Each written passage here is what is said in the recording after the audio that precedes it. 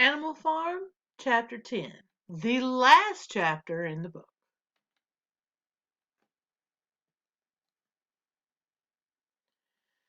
To help you keep on track, please watch and listen to Chapter 10 by the end of the day on Thursday, May 14th.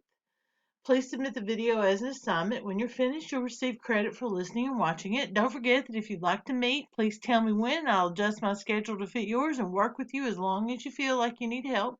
Of course, you can email or message me anytime. And this for the assignment that comes after chapter 10, and it'll be the final assignment of the 9 weeks and the semester, you really might need help for that. So if it looks like we need to have a meeting, I'll be more than happy to. So we'll figure that out at the time. Okay. Years passed. The seasons came and went. The short animal lives fled by. A time came when there was no one who remembered the old days before the rebellion except Clover, Benjamin, Moses the raven, and a number of the pigs. Muriel was dead. Bluebell, Jessie, and Pincher were dead. Jones, too, was dead. He had died in an inebriate's home, which is a home for alcoholics, in another part of the country. Snowball was forgotten. Boxer was forgotten, except by the few who had known him. Clover was an old, stout mare now. That's a nice way of saying she was chubby. Stiff in the joints, with a tendency to rheumy eyes. She was 2 years past the retiring age, but in fact no animal had ever actually retired. The talk of setting aside a corner of the pasture for superannuated retired animals had long since been dropped.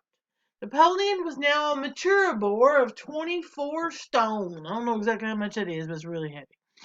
Squealer was so fat that he could with difficulty see out of his eyes. Only old Benjamin was much the same as ever, except for being a little grayer about the muzzle, and since Boxer's death, more morose and taciturn than ever. He's just kind of cranky all the time. There were many more creatures on the farm now, though the increase was not so great as had been expected in earlier years. Many animals had been born to whom the rebellion was now only a dim tradition, passed on by word of mouth, and others had been bought who had never heard mention of such a thing before their arrival. The farm possessed 3 horses now besides Clover. They were fine, upstanding beasts, willing workers and good comrades, but very stupid, just the way the leadership liked.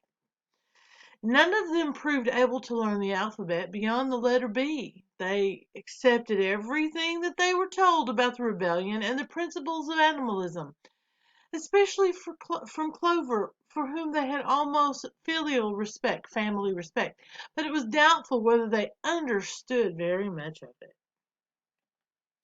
The farm was more prosperous now and better organized. It had even been enlarged by 2 fields which had been bought from Mr. Pilkington. The windmill had been successfully completed at last, and the farm possessed a threshing machine and a hay elevator of its own, and various new buildings had been added to it. Whymper had bought himself a dog cart, a nice cart. The windmill, however, had not after all been used for generating electrical power. It was used for milling corn, and brought in a handsome money profit. So all of the improvements that have been brought in have benefited the leadership, not the people, which was certainly not the original intent of old Major. The animals were hard at work building yet another windmill. When that one was finished, so it was said, the dynamos would be installed. But the luxuries of which Snowball had once taught the animals to dream, the stalls with electric light and hot and cold water, and the 3-day week were no longer talked about. Napoleon had denounced such ideas as contrary to the spirit of animalism.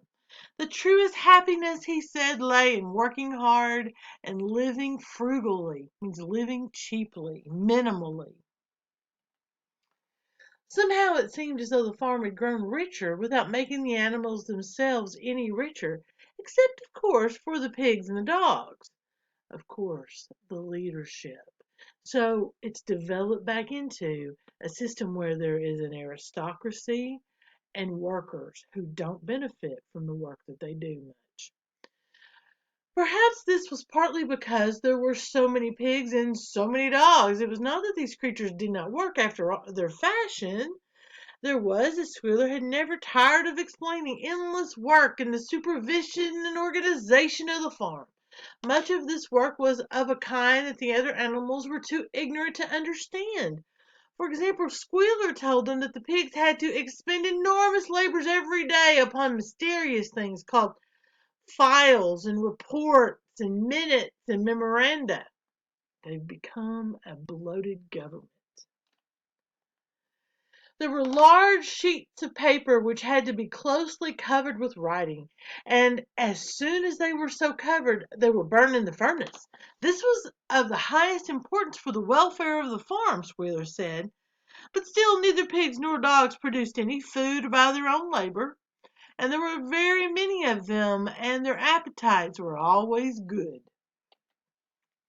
As for the others, their life, so far as they knew, was as it had always been. They were generally hungry. They slept on straw. They drank from the pool. They labored in the fields. In winters they were troubled by the cold, and in summer by the flies. Sometimes the older ones among them raked their dim memories and tried to determine whether in the early days of the rebellion, when Jones's expulsion was still recent, things had been better or worse than now. They could not remember. There was nothing with which they could compare their present lives. They had nothing to go upon except Squealer's list of figures, which invariably demonstrated that everything was getting better and better. The animals found the problem insoluble. They couldn't solve it. In any case, they had little time for speculating on such things now. Only old Benjamin professed to remember every detail of his long life, and to know that things never had been, nor ever could be, much better or much worse. Hunger, hardship, and disappointment being, so he said, the unalterable law of life. It cannot be changed. And yet the animals never gave up hope. More, they never lost, even for an instant, their sense of honor and privilege in being members of Animal Farm. So they had national pride, regardless of their circumstances. They were still the only farm in the whole country and all England owned and operated by animals. Not one of them, not even the youngest, not even the newcomers who had been bought from farms 10 or 20 miles away, ever ceased to marvel at that. And when they heard the gun booming and saw the green flag fluttering at the masthead, their hearts swelled with imperishable pride. And the talk turned always toward the old heroic days, the expulsion of Jones, the writing of the Seven Commandments, the great battles in which the human invaders had been defeated. None of the old dreams had been abandoned. The Republic of the Animals, which Major had foretold, when the green fields of England should be untrodden by human feet, was still believed in. Some day it was coming. It might not be soon, it might not be within the lifetime of any animal now living, but still it was coming. Even the tune of Beasts of England was perhaps hummed secretly here and there. At any rate, it was a fact that every animal on the farm knew it, though no one would have dared to sing it aloud. It might be that their lives were hard and that not all of their hopes had been fulfilled, but they were conscious that they were not as other animals. If they went hungry, it was not from feeding tyrannical human beings. If they worked hard, at least they worked for themselves. No creature among them went upon two legs. No creature called any other creature master. All animals were equal. Dramatic irony. One day in early summer, Squealer ordered the sheep to follow him and led them out to a piece of waste ground at the other end of the farm, which had become overgrown with birch saplings. The sheep spent the whole day there browsing at the leaves under Squealer's supervision. In the evening he returned to the farmhouse himself, but, as it was warm weather, told the sheep to stay where they were. It ended by their remaining there for a whole week. during which time the other animals saw nothing of them. Squealer was with them for the greater part of every day. He said, teaching them to sing a new song for which privacy was needed. Remember, the sheep are the most willing to follow without question. It was just after the sheep had returned on a pleasant evening, when the animals had finished work and were making their way back to the farm buildings, that the terrified neighing of a horse sounded from the yard. Startled, the animals stopped in their tracks. It was Clover's voice. She neighed again, and all the animals broke into a gallop and rushed into the yard. Then they saw what Clover had seen. It was a pig walking on his hind legs. Yes, it was Squealer. A little awkwardly, as though not quite used to supporting his considerable bulk in that position, but with perfect balance. He was strolling across the yard, and a moment later, out from the door of the farmhouse came a long file of pigs, all walking on their hind legs. Some did it better than others. One or two were even a trifle unsteady, and looked as though they would have liked the support of a stick.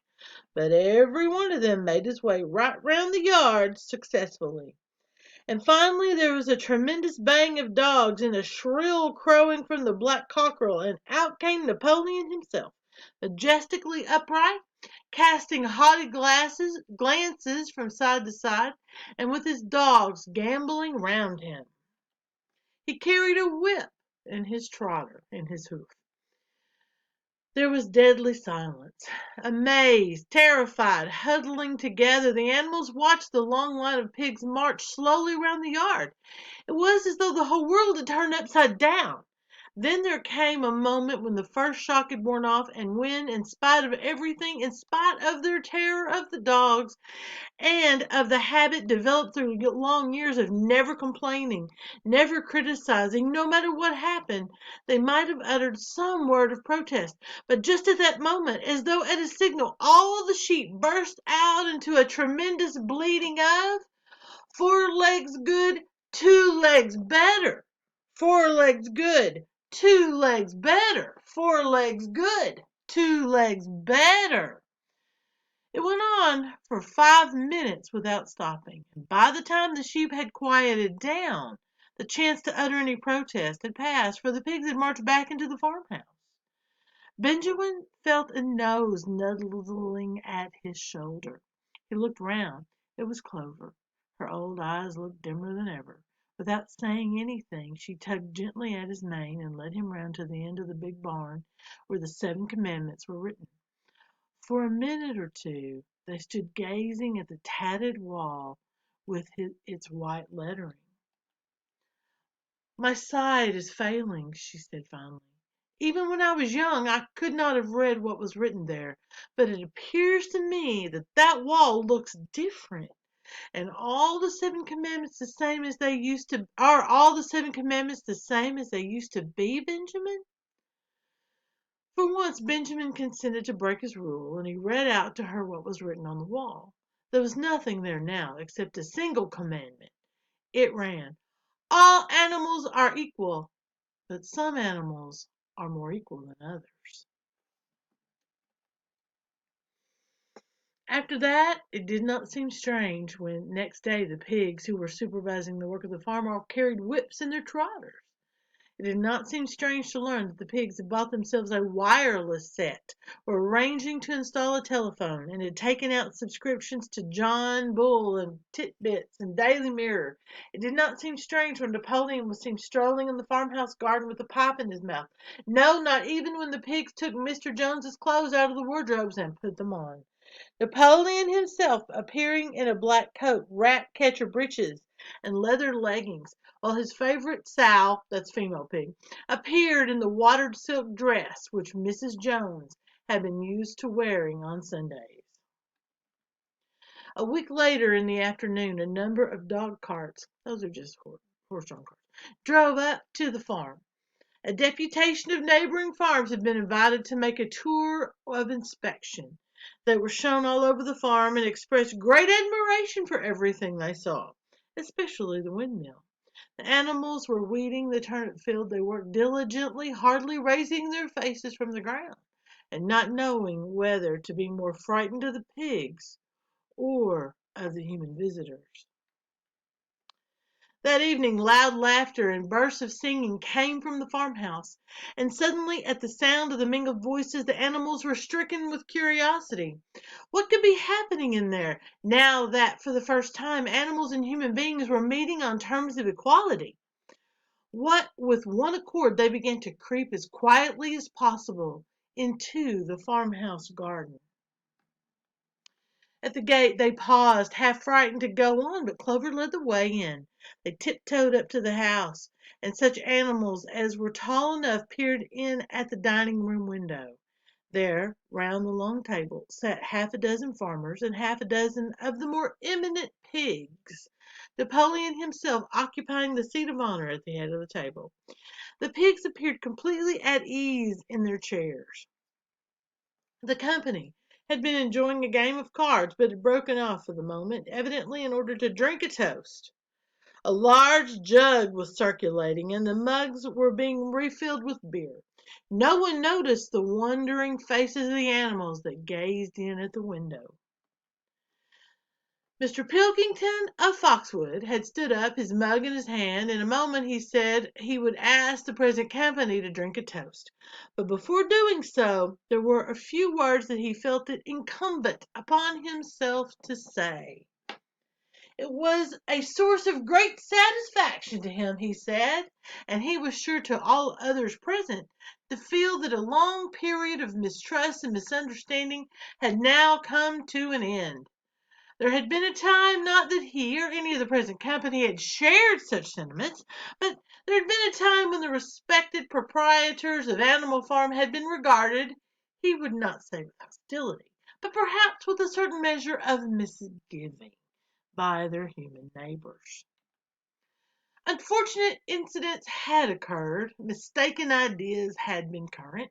It had been felt that the existence of a farm owned and operated by pigs was somehow abnormal, and was liable to have an unsettling effect in the neighborhood.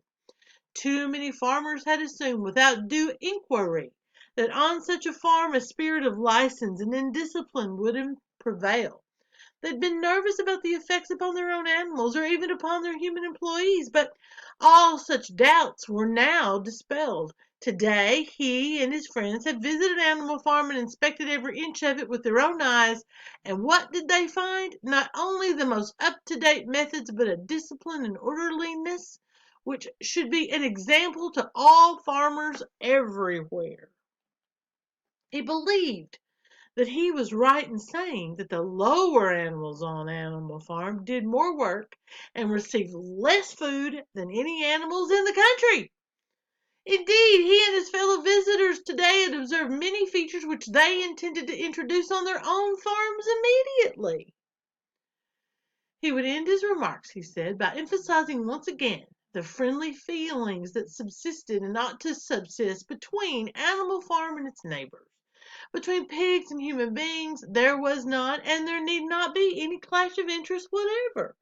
The struggles and their difficulties were one. Was not the labor problem the same everywhere? Here it became apparent that Mr. Pilkington was about to spring some carefully prepared witticism on the country, something really witty to say. But for a moment he was too overcome by amusement to be able to utter it. After much choking, during which his various chins turned purple, he managed to get it out. If you have your lower animals to contend with, he said, we have our lower classes. This bon mot set the table in a roar, and Mr. Pilkington once again congratulated the pigs on the low rations, the long working hours, and the general absence of pampering which he had observed on Animal Farm. And now, he said finally, he would ask the company to rise to their feet and make certain that their glasses were full. Gentlemen, concluded Mr. Pilkington, gentlemen, I give you a toast to the prosperity of Animal Farm.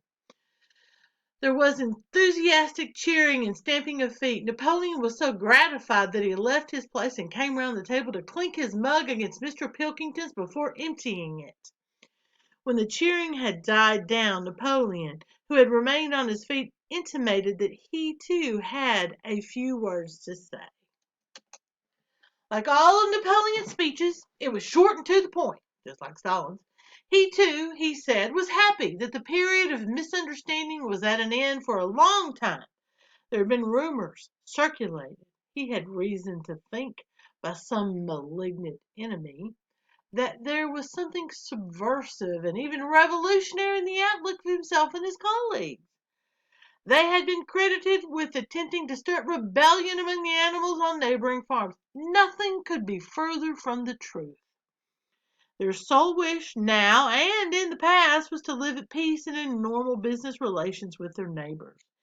This farm, which he had the honor to control, he added, was a cooperative enterprise. The title deeds, which were in his own possession, were owned by the pigs jointly. So not by all the animals, by the upper class. They were in charge. He did not believe, he said, that any of the old suspicions still lingered, but certain changes had been made recently in the routine of the farm, which should have the effect of promoting confidence still further. Hitherto, the animals on the farm had had a rather foolish custom of addressing one another as comrade. This was to be suppressed. There had also been a very strange custom, whose origin was unknown, of marching every Sunday morning past a boar's skull which was nailed to a post in the garden. This too would be suppressed, and the skull had already been buried. His visitors might have observed too the green flag which flew from the masthead. If so, they would perhaps have noted that the white hoof and horn with which it previously had been marked had now been removed. It would be a plain green flag from now onwards. He had only one criticism, he said, to make of Mr. Pilkington's excellent and neighborly speech. Mr. Pilkington had referred throughout to Animal Farm. He could not, of course, know, for he, Napoleon, was only now for the first time announcing it, that the name of Animal Farm had been abolished. Henceforth, the farm was to be known as the Manor Farm, which he believed was its correct and original name. Gentlemen, concluded Napoleon, I will give you the same toast as before, but in a different form. Fill your glasses to the brim, gentlemen. Here is my toast to the prosperity of the Manor Farm. There was the same hearty cheering as before, and the mugs were emptied to the dregs. But as the animals outside gazed at the scene, it seemed to them that some strange thing was happening. What was it that had altered in the faces of the pigs? Clover's old dim eyes flitted from one face to another. Some of them had 5 chins, and some had 4, some had 3. But what was it that seemed to be melting and changing? Then, the applause having come to an end, the company took up their cards and continued the game that had been interrupted, and the animals crept silently away. But they had not got 20 yards when they stopped short. An uproar of voices was coming from the farmhouse. They rushed back and looked through the window again. Yes, a violent quarrel was in progress. There were shoutings, banging on the table, sharp, suspicious glances, furious denials. The source of the trouble appeared to be that Napoleon and Mr. Pilkington had each played an ace of spades simultaneously. 12 voices were shouting in anger, and they were all alike. No question now what had happened to the faces of the pigs. The creatures outside looked from pig to man, and from man to pig, and from pig to man again. But already it was impossible to say which was which. And that is the end of Animal Farm. I did not include any videos in this one because the end of the little cartoon video is really quite different. So you only have one assignment left. All chapter presentations and assignments are due Friday, May 22nd.